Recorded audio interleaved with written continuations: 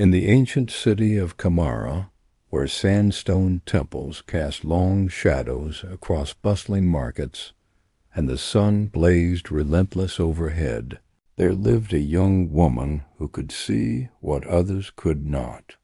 Her name was Naia, and she was 23 years old, a scribe's daughter with ink-stained fingers, and a gift that terrified everyone who witnessed it.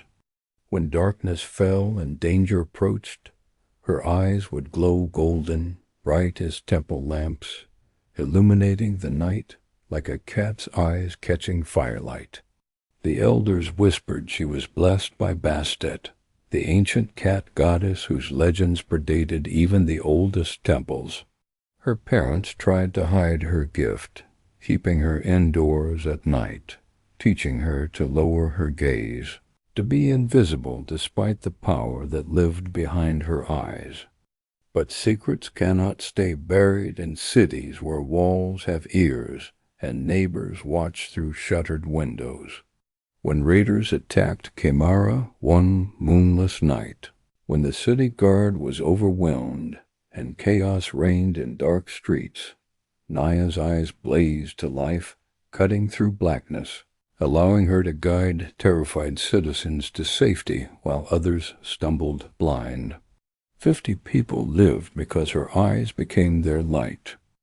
But that same night, sun warriors stationed at Khemara's garrison saw her gift, saw her eyes glowing like divine fire, and they made a choice that would change her life forever. They claimed her, not as prisoner or slave, but as one of their own, as someone marked by the sun itself despite bearing no visible totem symbol. This is the story of Naia, who never wanted to be special, who only wanted to live quietly with her books and her family, and who discovered that some gifts cannot be hidden, that destiny comes for us whether we seek it or refuse it.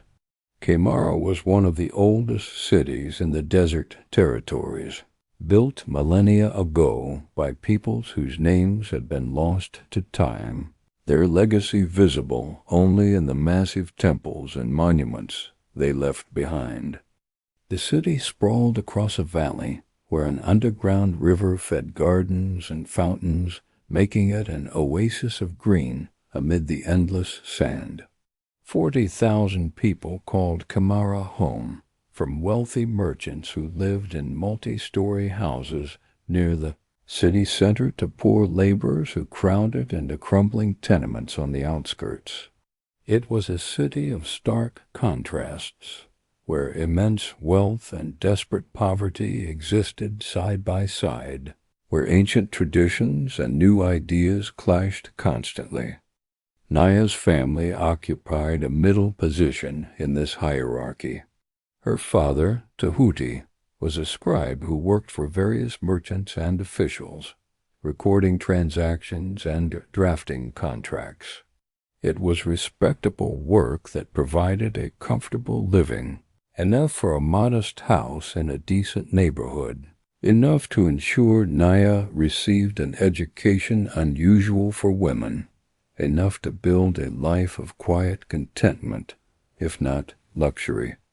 Naia's mother, Mary, managed their household and took in sewing work to supplement the family income. They were ordinary people living ordinary lives, notable for nothing except the secret they guarded with obsessive care: their daughter's eyes. Naia's gift had manifested when she was 7 years old. She had been playing in the garden at dusk when her ball rolled into the dark space beneath the house's foundation. She crawled after it, finding herself in complete darkness, and suddenly her eyes ignited with golden light, illuminating the space as clearly as if she held a torch. She retrieved her ball and crawled back out, not understanding what had happened, only knowing that she had been able to see in darkness that should have been impenetrable. Her mother, watching from the window, had seen the glow and rushed out in panic, grabbing Naia and demanding to know what had happened. When Naia tried to explain, Mary's face went pale, and she made Naia swear never to tell anyone, never to let anyone see her eyes glow, to hide this gift as if her life depended on it. Because Mary explained in terrified whispers, people would fear what they did not understand, and fear made people dangerous. The elders might declare her cursed or possessed. Rivals might try to exploit her or eliminate her as a threat. The city guard might detain her for questioning that could turn into imprisonment. Safety meant invisibility, and invisibility meant keeping her gift absolutely secret. Naia, too young to fully understand but old enough to recognize genuine terror in her mother's voice, agreed. For 16 years, Naia kept that promise. She learned to control the glow, to suppress it through force of will even when darkness surrounded her.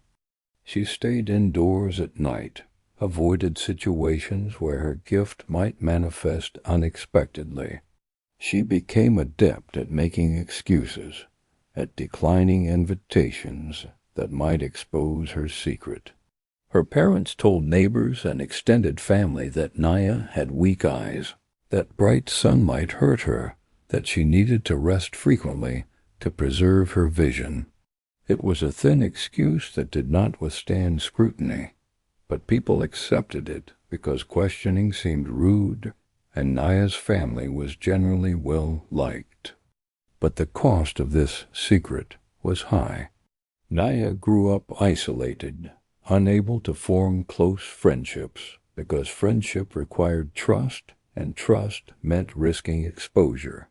She buried herself in books and scrolls, spending hours in her father's collection, teaching herself everything she could about history, languages, mathematics, literature. Learning became her escape, knowledge her companion when human connection proved too dangerous.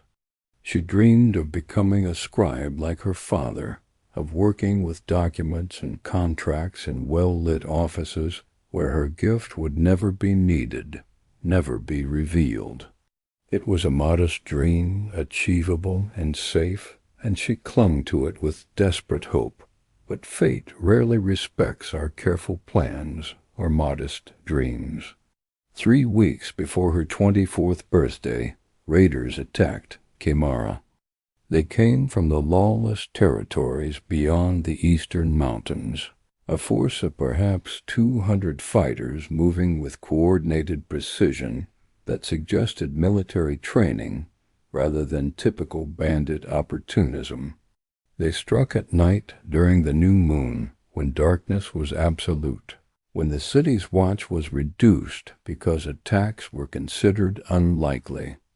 They breached the eastern wall using explosives that shattered ancient stone, poured through the gap and spread through the city's eastern quarter like a plague, looting homes and shops, taking whatever they could carry. The city guard responded quickly, but in the absolute darkness they were disoriented and ineffective, unable to distinguish friend from enemy, stumbling over debris and bodies. Chaos reigned as citizens tried to flee, running blind through streets they normally navigated easily, crying out for help that no one could provide because no one could see. Naia's house was in the eastern quarter. She woke to screams and the sound of fighting nearby, her father rushing into her room with a lamp, his face pale with fear. Raiders have breached the wall. We need to leave, find somewhere safe until the guard drives them back. Grab what you can carry, hurry. Naia dressed frantically, gathered a bag with a few possessions, and followed her parents out into the street. The darkness was total, oppressive, the kind of blackness that made the air feel thick and suffocating. People ran in all directions, invisible to each other, colliding and falling, their panic infectious and overwhelming. Naia held her mother's hand on one side and her father's on the other, trying to stay together, trying to move away from the sounds of fighting. But the crowd separated them, shoving bodies, creating gaps, panic making coordination impossible. Suddenly Naia was alone in the darkness, her parents' hands torn from hers, their voices calling her name, but already distant, already swallowed by chaos. She stood frozen, her heart hammering, surrounded by invisible people running and screaming, not knowing which direction meant safety, which meant death. And then she felt it, the sensation she had suppressed for 16 years, the power building behind her eyes, demanding release. No, she thought desperately, not now, not here. Keep it hidden, stay safe. But another part of her mind, the part not paralyzed by old fear, whispered back, people are dying because they cannot see. Children are lost in this darkness. Your parents are somewhere in this chaos, unable to find shelter. You have the power to help. What good is survival if you save only yourself? The internal battle lasted seconds, but felt eternal. Then Naia made her choice. She stopped fighting the power and let it flood through her. Her eyes ignited, golden light blazing from them like twin suns, cutting through the darkness in a cone of illumination that revealed the street ahead, the panicked people, the path to safety. Gasps and cries erupted from those near enough to see her, but Naia ignored them, focusing on the practical need before her. She began moving toward the western quarter where the temple district offered stone buildings that could serve as fortifications and refuge. Her voice rang out, surprising her with its strength and clarity. Follow the light, this way. Move toward my voice. Safety is this way. People turned toward her glowing eyes like moths to flame, following because light meant hope in absolute darkness. She guided them, calling out warnings about debris and obstacles she could see, but they could not, directing them around bodies and rubble, keeping them moving when panic threatened to freeze them in place. More people joined the growing crowd following her, word spreading through the chaos that someone with glowing eyes was guiding people to safety. That salvation lay in following the impossible golden light. Naia led perhaps 50 people through the dark streets, her eyes blazing, her voice hoarse from shouting directions and encouragement. She found her parents in the crowd, relief flooding through her when they appeared at her side, her mother crying and clutching her hand, her father's face showing terror mixed with pride. When they reached the temple district, guards stationed there had managed to light torches and establish a defensive perimeter. They welcomed the refugees Naia brought, directing them into the temple courtyards where they would be protected. One of the guards, a young man with a sword still drawn and blood on his armor, stared at Naia with undisguised awe. "Your eyes? I have never seen anything like it. You saved all these people. How was this possible?" "I do not know," Naia lied, exhausted and overwhelmed. "It has never happened before. Perhaps the gods granted a blessing in our moment of need." Before the guard could question further, a commotion at the perimeter drew his attention.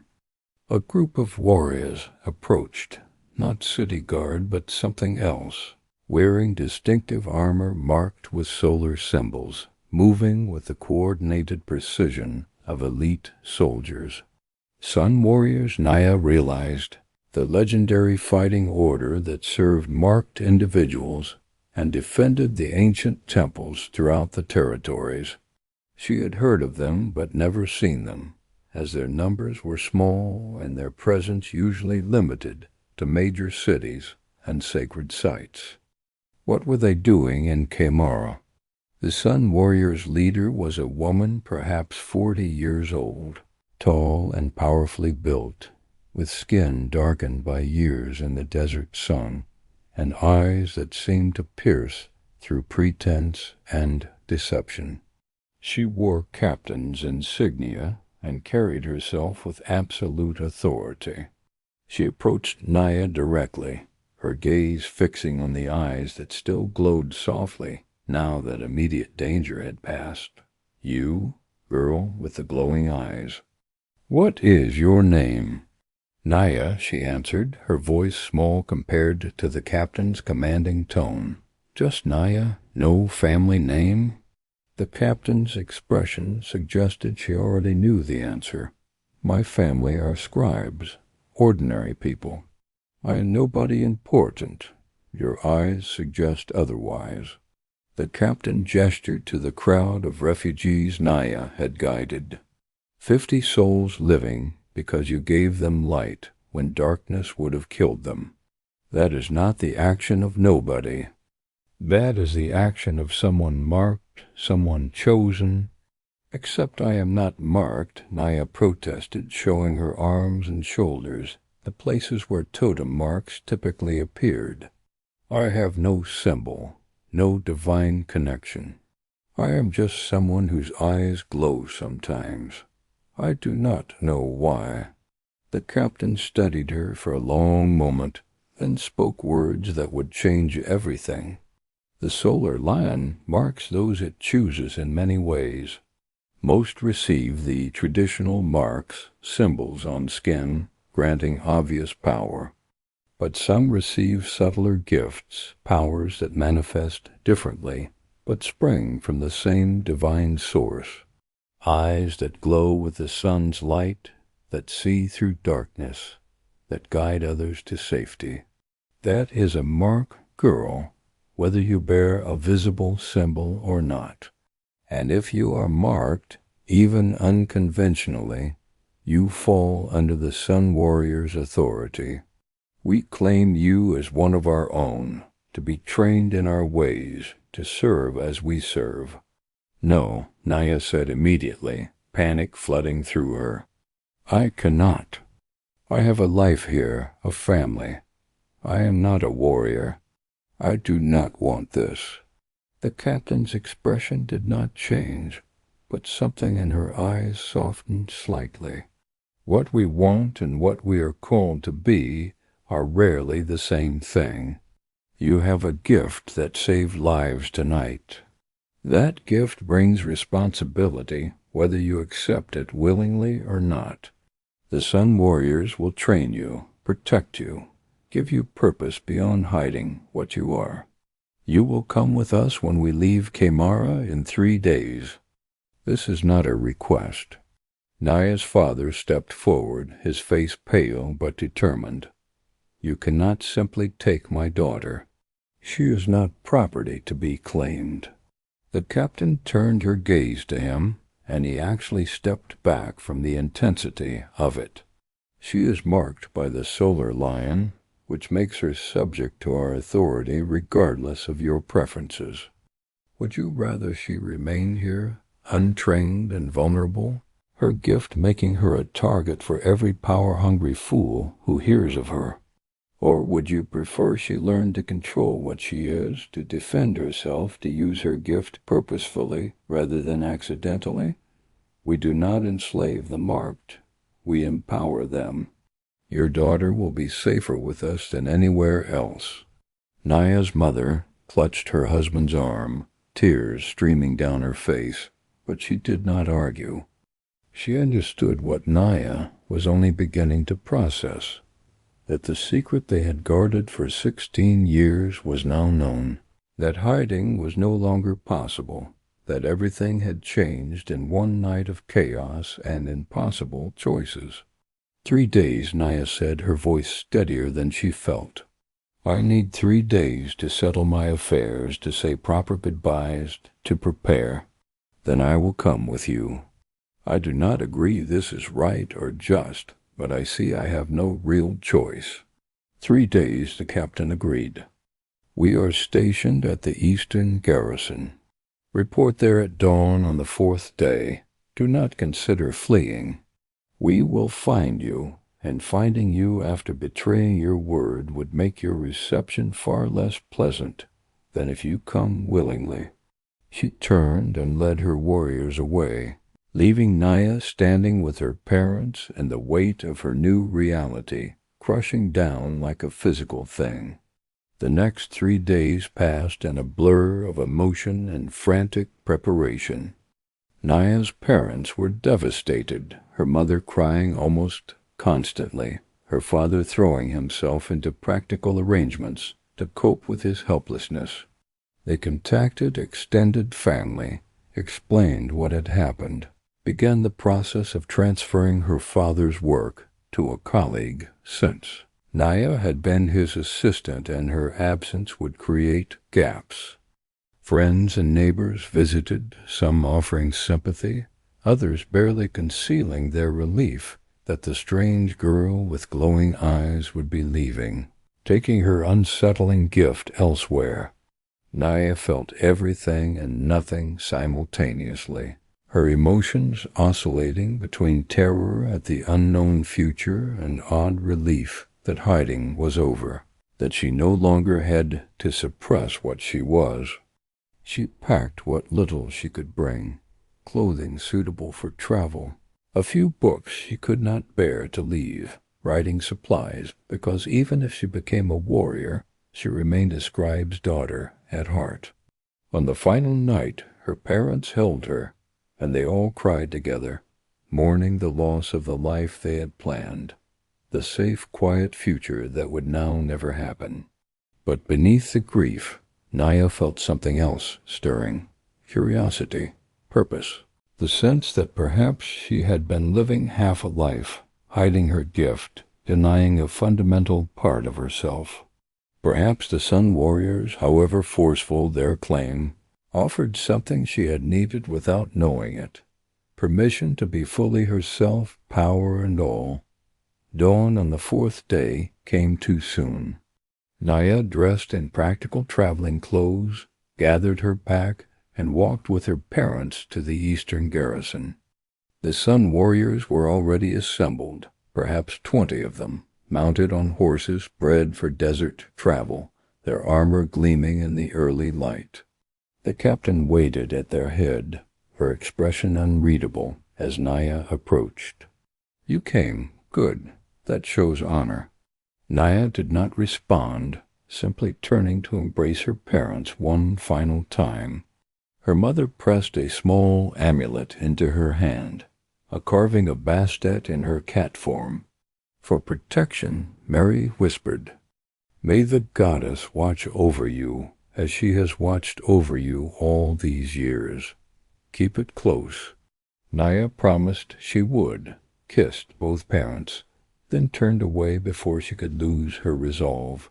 She walked to where a horse waited with supplies already loaded, clearly prepared for her. One of the younger warriors, a man perhaps 25 with kind eyes, helped her mount, showing her how to grip the reins properly. "I am Kale," he said. "I will ride beside you today, teach you what you need to know about handling a horse and surviving desert travel. Do not worry, we are not cruel, despite what you may think. Our purpose is to serve and protect, and that includes protecting you." Naia nodded, but said nothing, settling into the unfamiliar saddle, feeling the horse's strength beneath her. The captain raised her hand, and the company began moving, riding out of Khemara's western gate into the vast desert beyond.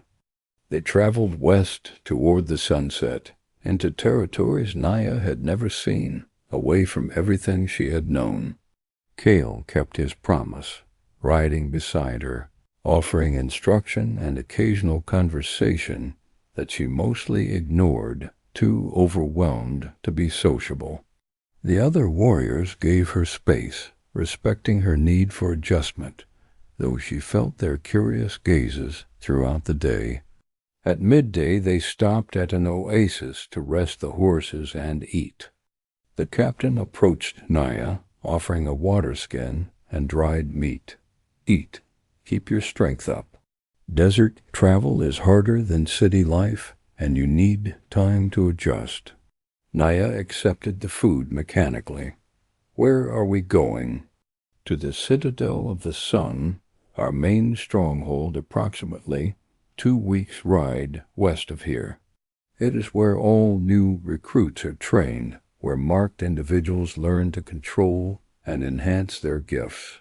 You will spend months there, perhaps a year, learning what you need to know. After that, your service assignment will be determined based on your abilities and preferences. Service assignment? Naia asked. You mean I will not return to Khemara? Eventually you may visit if you wish, the captain said. But your life is no longer there.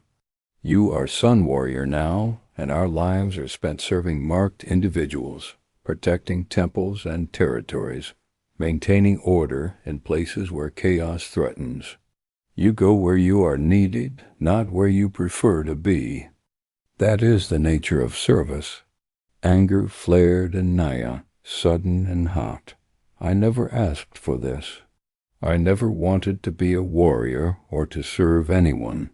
You took me from my family, from my home, because of something I cannot control. How is that just? It is not about justice, the captain said, her voice neither cold nor warm, simply factual. It is about necessity. You have a gift. That gift can save lives or be wasted in hiding. We choose to use such gifts purposefully, to direct them toward protection and service, rather than allowing them to remain dormant or, worse, be exploited by those with darker purposes. You may resent us now, that is understandable, but in time you will come to understand that we offer something valuable. Community with others like yourself, training that makes you powerful rather than vulnerable, purpose that transcends ordinary existence. Give it time before you judge too harshly. The captain walked away, leaving Naia with her anger and her fear and a small, uncomfortable seed of doubt about whether her resentment was entirely justified or partially self-indulgent. The journey continued for 2 weeks exactly as the captain had predicted, through landscapes that awed and terrified Naia in equal measure.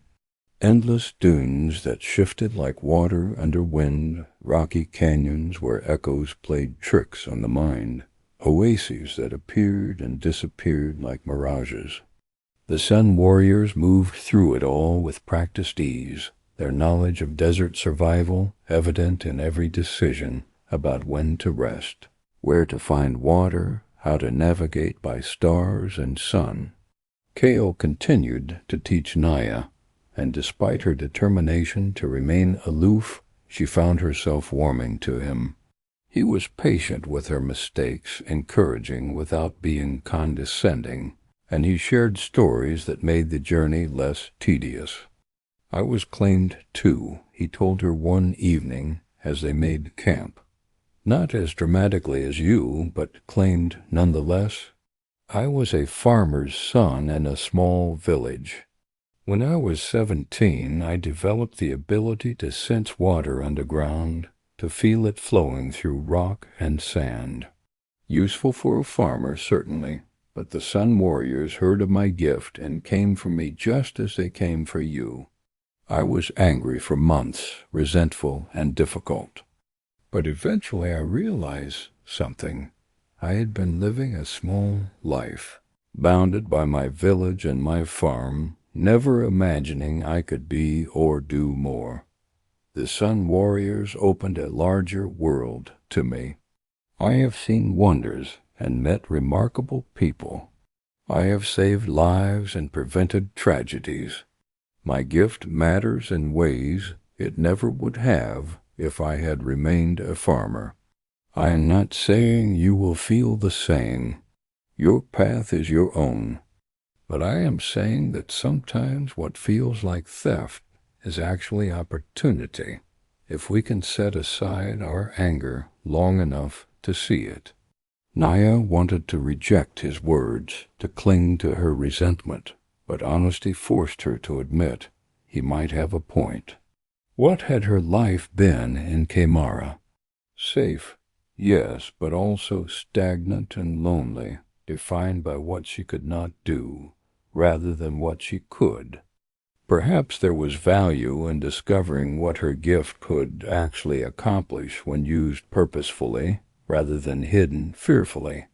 They reached the citadel of the sun on the 15th day of travel, cresting a dune to see it spread below them in a valley sheltered by red stone cliffs.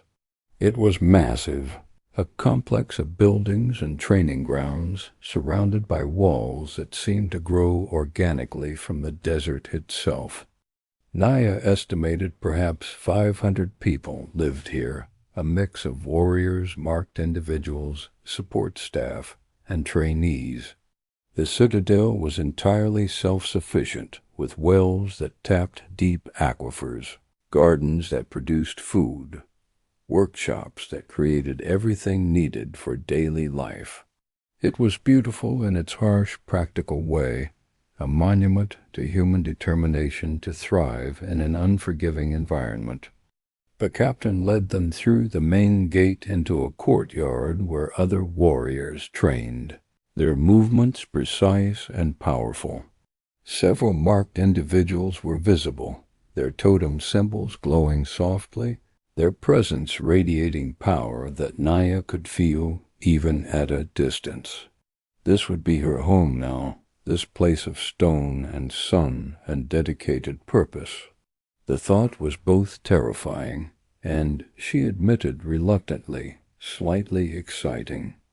Naia was assigned to quarters in the trainee wing, a small private room with a bed, desk and storage chest, Spartan but comfortable. A woman perhaps 30 years old with a stellar leopard mark on her arm came to collect her shortly after she arrived, introducing herself as Instructor Zara. I will be overseeing your initial training. Your gift is unusual, not a traditional mark, but the principles remain the same. You need to learn control, enhancement, and practical application.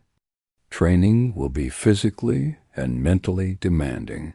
You will be exhausted and frustrated, but you will also become powerful in ways you cannot yet imagine.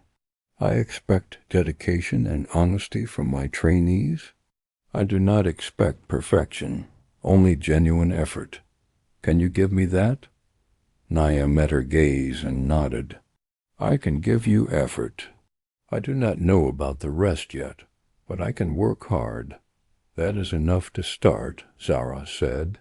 We begin at dawn tomorrow. Get rest tonight. You will need it. Training proved as demanding as promised. Naia woke before sunrise each day, joining other trainees for physical conditioning that left her gasping and sore. She learned combat techniques, starting with basic strikes and defensive moves, progressing gradually to more complex forms. She studied strategy and tactics, learning how Sun warriors coordinated in battle, how they protected marked individuals, how they assessed and neutralized threats. And most importantly, she worked specifically on her gift with Zara's guidance. Controlling the glow was the first lesson. Naia had suppressed it for years, but suppression was not the same as control. Zara taught her to summon the glow at will, to maintain it steadily rather than letting it flicker, to adjust its intensity from dim to blazing based on need. They spent hours in dark rooms, Naia practicing until she could hold the glow for extended periods without exhausting herself, until she could dim it to barely visible or brighten it to illuminate an entire courtyard. The work was tedious but necessary, building the foundation for everything else. Once control was established, they moved to enhancement. What is the maximum distance your glow can reach? Zara asked during one session. I do not know, Naia admitted. I have never tested it. Then we test it now. They went to an open area at night, and Zara told Naia to pour as much power as possible into her eyes, to push the glow to its absolute limit. Naia concentrated, feeling the familiar heat building, then releasing it fully for the first time in her life. The light that blazed from her eyes was blinding, a cone of illumination that extended nearly 200 yards, turning night into day across a massive area. Zara shielded her eyes and laughed with delight. Remarkable. With training, we can probably extend that further, but even at current capacity, you are a walking lighthouse. Do you understand how valuable that is? How many tactical situations where darkness provides enemy advantage become completely reversed if you are present? Naia had never thought of her gift in tactical terms, had never considered it anything except a burden to be hidden. But as training continued, as Zara and other instructors showed her practical applications, she began to see differently. Her gift could guide allies through darkness, could blind enemies at critical moments, could search for survivors in collapsed buildings or caves, could signal across vast distances. It was not just a strange abnormality, but a tool with countless uses, limited only by imagination and training. The realization shifted something inside her, not erasing her resentment at being claimed, but adding complexity to it, acknowledging that perhaps the Sun Warriors saw potential in her that she had never recognized in herself. She also trained with weapons, discovering she had natural aptitude with his staff, something in the spinning strikes and defensive moves clicking in her mind. You fight like someone who has spent years avoiding direct confrontation, Zara observed. You redirect rather than clash directly, use opponent momentum against them, create space rather than close it. That is not weakness, just a different combat philosophy. Work with it rather than against it. Naia did, developing a style that prioritized evasion and counterattack, using her staff to control distance and set up strikes rather than relying on raw strength she lacked. Months passed. Naia grew stronger physically, her soft scribe's body transforming into something harder and more capable. She grew more confident mentally, her uncertainty giving way to growing competence as skills became second nature. And she grew more comfortable socially, forming connections with other trainees who were also adjusting to lives they had not chosen but were learning to embrace. She became particularly close to two others. Rena, a young woman with the ability to generate intense heat from her hands, marked by the fire caracal, and Darius, a man who could manipulate sand as if it were water, marked by something ancient that even instructors could not definitively name. The three of them trained together, ate together, shared their frustrations and small victories, becoming the family that distance had taken from all of them. One evening, 8 months into her training, Naia sat with Rena and Darius watching sunset from the citadel walls. Rena broke the comfortable silence. "Do you ever regret coming here? Being claimed? Honestly?" Naia considered carefully before answering. "I regret not having a choice. I will always resent that.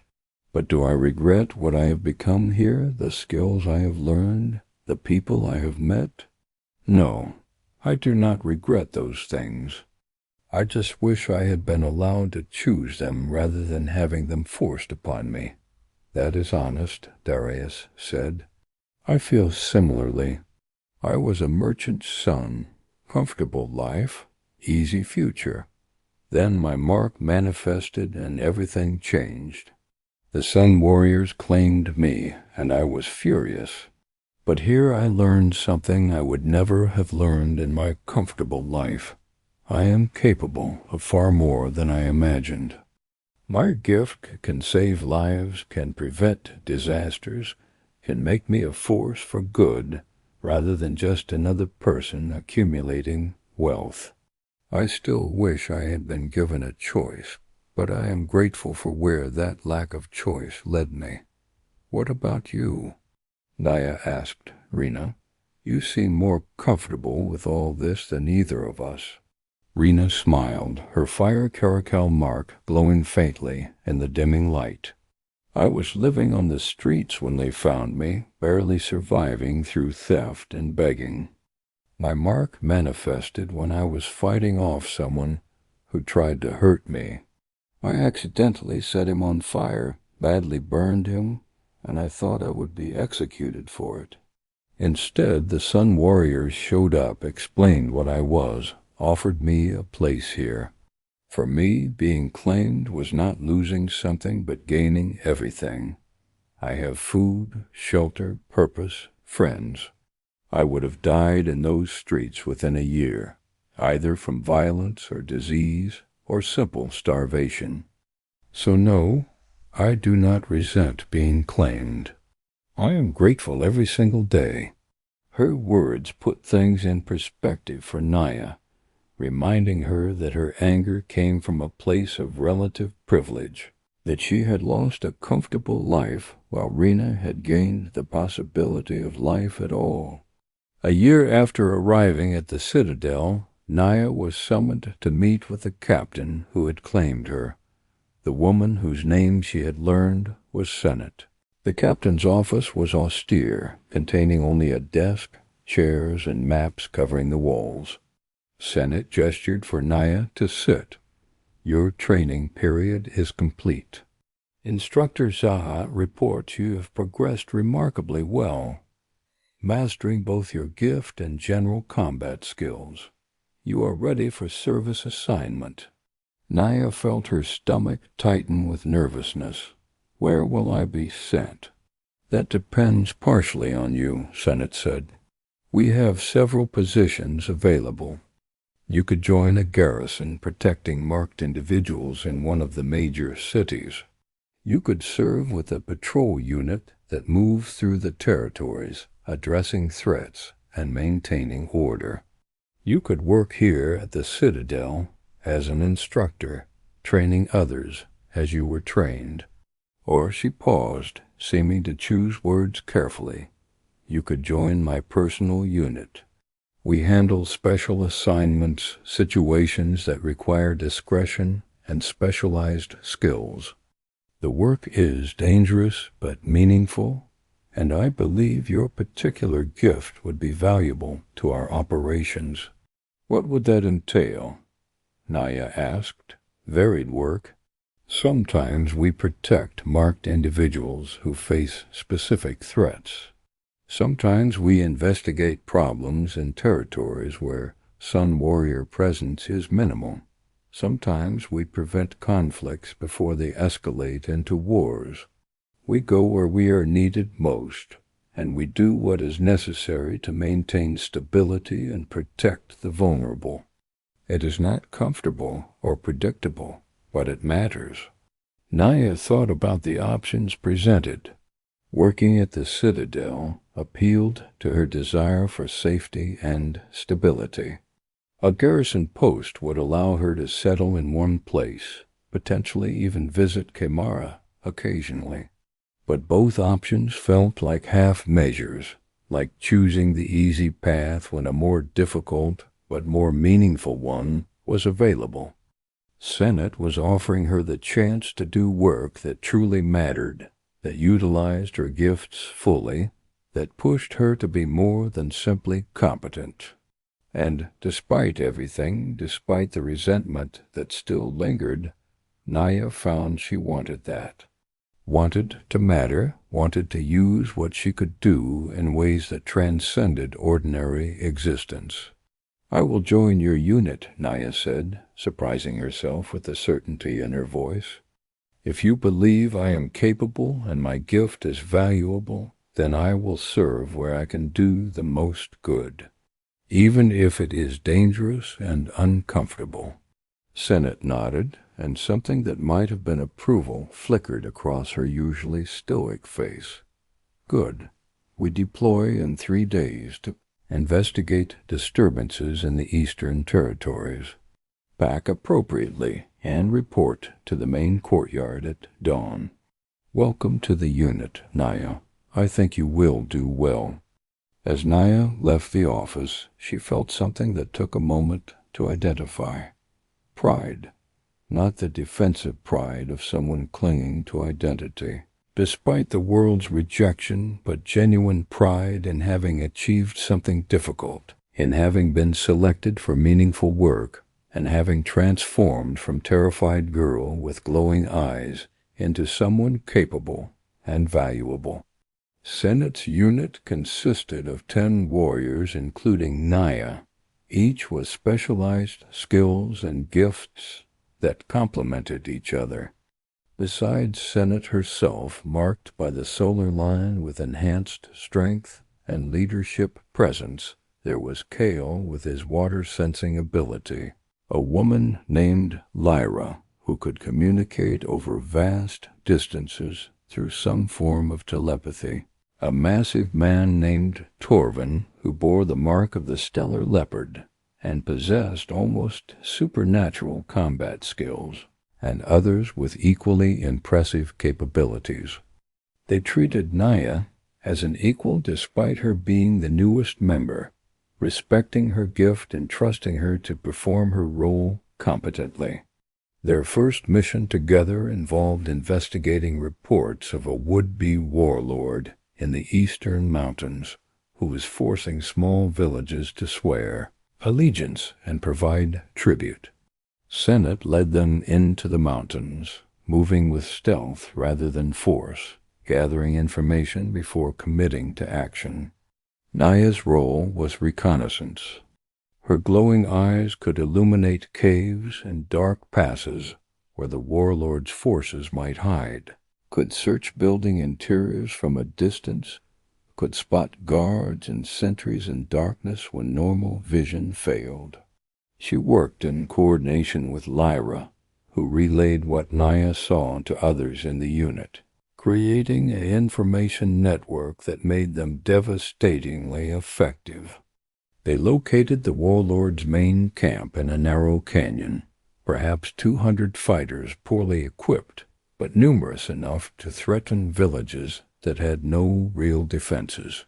Senate's plan was not to engage in pitched battle, but to neutralize the leadership and scatter the followers, demonstrating that resistance to Sun Warrior authority was futile. Under cover of complete darkness, with Naia's eyes providing the only light for her own team while leaving enemies blind, the unit infiltrated the camp. Torvin and others eliminated sentries silently. Kale used his water sensing to locate and contaminate the camp's water supply with a harmless, extremely unpleasant substance that would make everyone sick but not dead. Lyra spread confusion by imitating orders from officers, sending groups in wrong directions. And when the warlord himself emerged from his tent to investigate the chaos, Senate confronted him directly, her solar lion mark blazing, her presence radiating such power and authority that he dropped to his knees without offering resistance. By dawn, the camp was in total disarray, leadership captured, fighters scattered, and the threat neutralized without a single death on either side. It was, Naia realized, a masterclass in how to wield power effectively, using overwhelming capability not to destroy but to persuade, to demonstrate that resistance was pointless and cooperation vastly preferable. Mission after mission followed, each different, each teaching Naia something new about herself and her capabilities. She learned to work seamlessly with others who trusted her completely, something she had never experienced before. She learned that her gift was valuable, not just for what it could do, but for how it made others more effective, providing light that allowed teammates to function in conditions that would otherwise be impossible. She learned that danger could be exhilarating rather than just terrifying, that pushing herself to her limits revealed limits were farther than she had imagined. And she learned that Senate, for all her initial forcefulness, was a leader worth following, someone who made hard decisions but always with consideration for consequences, someone who asked nothing of her warriors she would not do herself. 2 years after being claimed, Naia stood with Senate on a cliff overlooking the vast desert, discussing their next assignment, and realized with sudden clarity that she was no longer the resentful captive who had left Khemara. She was a sun warrior, marked not traditionally, but marked nonetheless, someone who had found purpose and power in a life she had never wanted, but which had become hers completely. Senate seemed to sense her thoughts. "You have grown significantly, Naia. When I claimed you, I saw potential, but also tremendous resistance. I was not certain you would embrace this life, but you have exceeded my expectations. That means much coming from you," Naia said honestly. "I will not lie and say I am grateful you took me. Part of me will always resent not having a choice. But I am grateful for what you have taught me, for the opportunities you have given me, for seeing something in me I could not see myself. The resentment and gratitude coexist, and I think that is acceptable." "It is more than acceptable," Senate said. "It is honest. We do not need you to love everything about this life. We need you to serve well, to use your gifts purposefully, to be someone who makes the world safer and better through your presence. You do all of that. The rest is between you and whatever gods or forces you believe in." They stood in comfortable silence for a moment before Senate continued. "I am recommending you for promotion to full warrior status, which means you will have more autonomy in choosing assignments, training newer recruits, perhaps eventually leading your own small unit. You have earned it. Consider what you want your future service to look like, and we will make it happen." Naia considered the question seriously. What did she want? 3 years ago, the answer would have been simple: to go home, to return to Khemara and her family and her books, to be a scribe and live quietly. But that Naia no longer existed. She had been forged into someone different through training and experience, and trying to return to who she had been would be like trying to fit a grown woman into a child's clothing. So what did this new Naia want? "I want to work with marked individuals who are struggling," she said finally. "People like I was, who have gifts they do not understand or fear, who need guidance and support. I want to find them before fear or exploitation destroys them. I want to be what no one was for me initially, someone who offers choice rather than force, who explains rather than commands, who helps people see their gifts as valuable rather than curses. I want to use what I have learned to make the claiming process less traumatic for others than it was for me." Senate smiled, the rare expression transforming her usually stern face. "That is an excellent goal, and one we desperately need people to pursue. We are often seen as forceful and uncompromising because we prioritize securing marked individuals quickly before they become targets or threats. Someone who can soften that approach, who can offer the gentleness and choice I could not afford to give you, would be invaluable." Consider it your new assignment.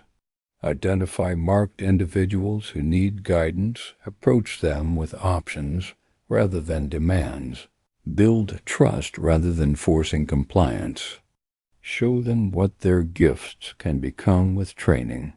I will provide resources and support, but the work itself is yours. It was more autonomy than Naia had imagined receiving, more trust than she expected after only 2 years of service. The responsibility was daunting, but also energizing, giving her purpose that aligned with her values while utilizing everything she had learned.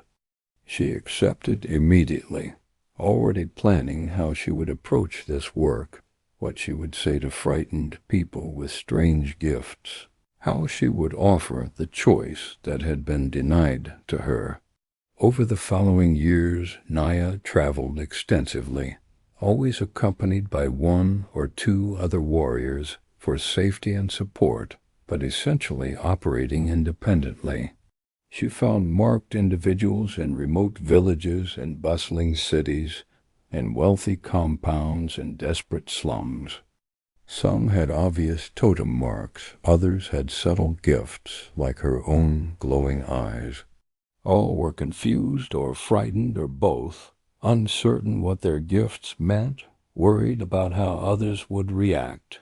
Naia approached each one with patience and respect, explaining what being marked meant, what the Sun Warriors offered, what training and community could provide.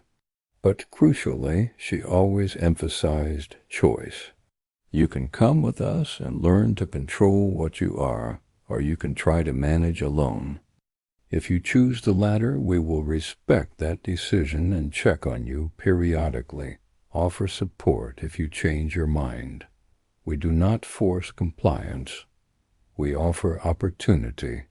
Most chose to accept training, but not all, and Naia respected those who refused as long as they posed no danger to themselves or others.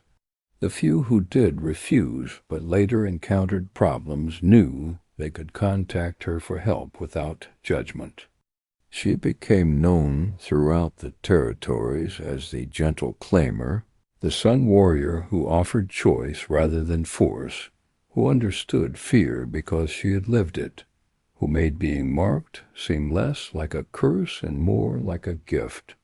Her reputation spread, and marked individuals occasionally sought her out directly, asking for her specifically when they needed guidance. It was gratifying work that felt meaningful in ways combat missions never quite had, though she continued to accept those as well when needed. By her 30th birthday, 7 years after being claimed, Naia returned to Khemara for the first time. She had written to her parents regularly, but letters could not fully convey how much she had changed. She arrived in the early morning, walking through familiar streets that now seemed smaller than she remembered, more crowded and chaotic, less like home, and more like a place she had visited long ago. Her parents' house looked exactly the same, and when she knocked, her mother answered, gasped, and pulled her inside with tears streaming down her face. The reunion was emotional and overwhelming, her parents alternating between joy at seeing her and shock at how much she had changed. She wore Sun Warrior armor now, moved with confidence and strength that had been completely absent when she left, spoke about experiences and places they could barely imagine. But beneath the surface changes, they found their daughter still present, still the thoughtful book-loving person they had raised, just expanded and enhanced rather than replaced. Over dinner, Naia told them everything. The training, the missions, the work she now did helping others like herself.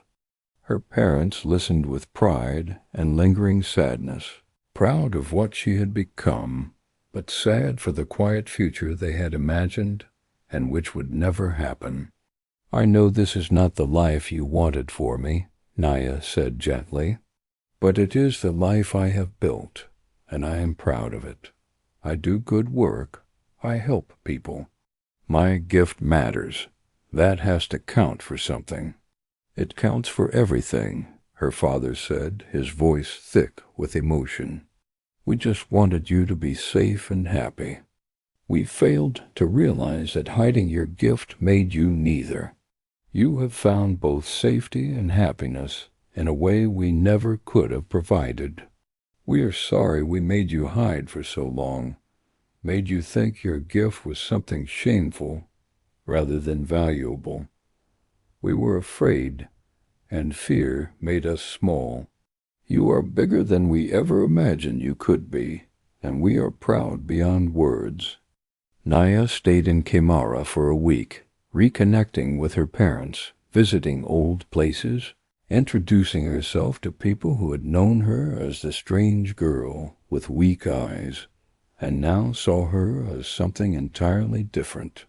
The city's Sun Warrior garrison treated her with respect, bordering on reverence, word having spread about her work and reputation. She gave a talk at their request, explaining her approach to finding and recruiting marked individuals, offering insights that helped them refine their own methods. By the time she left, she felt she had closed a circle, had proven to herself and others that the terrified girl who left 7 years ago had not been destroyed but transformed. That being claimed had not ended her story but had begun a new chapter. The years continued to pass. Naia became one of the most respected Sun Warriors in the Order, known not for combat prowess, though she was competent, but for her wisdom and compassion, for her ability to connect with marked individuals and guide them toward their potential. She trained dozens of new recruits, all of whom learned from her that power combined with kindness was stronger than power alone. She served on the council that made policy decisions, advocating always for approaches that balance security needs with individual dignity. And she continued her primary work, traveling constantly, finding the lost and frightened, offering them the choice and support she wished someone had offered her. At 40, Naia received a message from Senate, now retired but still influential, asking her to return to the Citadel of the Sun for a special ceremony. Curious, Naia made the journey, arriving to find a gathering of nearly every marked individual and Sun Warrior in the region. Senate explained that Naia was being honored not with rank, which she had refused repeatedly, preferring field work to administration, but with recognition as founder of the Path of Choice, the official doctrine that now governed how Sun Warriors recruited marked individuals. Your approach, which seemed radical when you started, has become our standard practice, Senate said before the assembled crowd. You proved that offering choice rather than force produces more dedicated warriors, more stable marked individuals, fewer conflicts with families and communities. You changed our order for the better, made us something worthy of the service we claim to provide. For that, we honor you. The ceremony was moving, but what touched Naia most was the crowd of people she had recruited over the years, marked individuals who had chosen training because she offered choice, who had become powerful because she showed them their gifts were valuable rather than cursed. They thanked her not for claiming them, but for seeing them, for understanding their fear, for giving them the respect of a real choice. That, she realized, was her true legacy, not the missions completed or threats neutralized, but the people helped, the lives changed, the fear transformed into power. As the ceremony ended and people dispersed, Naia found a quiet spot and watched the sunset paint the desert in shades of gold and crimson. She thought about that night 17 years ago when her eyes blazed to life in Khemara's dark streets, when she chose to help rather than hide, when everything changed. She had resented being claimed, had spent years angry at having her choice removed. But she had also grown into someone she never could have become in that quiet scribe's life she had planned. Her gift, hidden for so long in fear and shame, had saved countless lives, had built a new approach to recruitment, had proven that power and compassion could coexist. Her eyes glowed softly in the dimming light, that golden radiance that had once been her curse, now her greatest pride. She was Naia, marked by the solar lion in an unconventional way, claimed by sun warriors who saw her potential and transformed through choice and determination into someone who mattered, someone who made the world better through her presence. That was enough. That was everything. And she would spend whatever years remained continuing this work, finding the lost, offering them choice, showing them that their gifts, however strange or frightening, were valuable beyond measure, because she had learned the truth that she now shared with others. Being marked was not a curse but an opportunity, not a burden but a gift, not something to hide but something to embrace fully and without shame. If this story touched you, if you recognize the struggle between resentment and gratitude, between who we think we should be and who we are called to become, share your thoughts in the comments below. What gifts have you hidden because fear said they were dangerous? What would you do if given the choice Naia was denied? And what have you discovered when choice was taken away? Your stories matter, your gifts matter, and sometimes, as Naia learned, the life we never wanted becomes the life we could not imagine living without. Subscribe to Solaris Legends to continue these journeys with us, to discover more tales of marked ones finding their power, of ordinary people becoming extraordinary through courage and choice and compassion. Until next time, may your eyes glow bright enough to light the path for others lost in darkness.